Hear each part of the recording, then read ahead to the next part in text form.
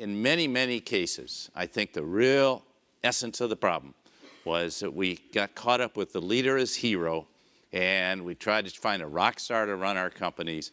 We often went outside. People didn't know the company, know the business.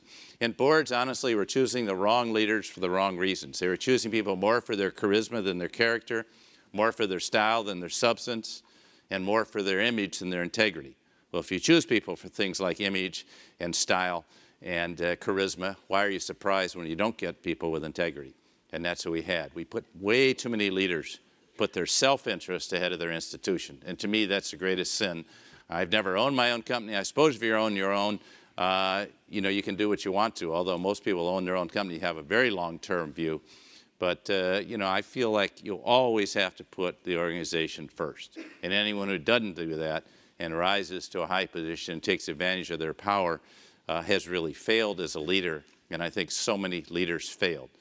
So how is your generation going to do it differently? That's what I want to challenge you today. What kind of leader are you going to become?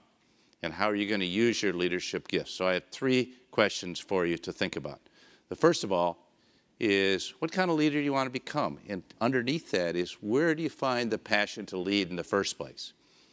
That's the first question. I just want you to reflect on this because I'll come back to each of these. The second one, how are you going to develop yourself as a leader? You know, leadership is like anything else. You have to practice it every day. You don't just show up in a leadership role at age 45 and think you can lead. I had my first opportunity to lead an organization, Litton Industries, that started the consumer microwave oven business back in 1970 when I was 27 years old. Somebody bet on me at a very young age, and I made a lot of mistakes, but I tell you, it was a fabulous experience. You learn by having those experiences. You don't learn just by studying other people's experience or studying textbooks. You learn by actually doing it. And so how are you going to develop yourself? If you're going to be a great athlete, you certainly wouldn't play in the World Cup if you didn't practice every day or ride in the Tour de France, nor would you try to play the cello at Carnegie Hall unless you practice every day. Well, leadership is the same thing. So I just urge you to get into leadership roles as soon as possible and constantly be processing your leadership. I'll talk more about that. And the third question, most important of all, how are you going to make a difference in the world? What do you want to do to impact the world?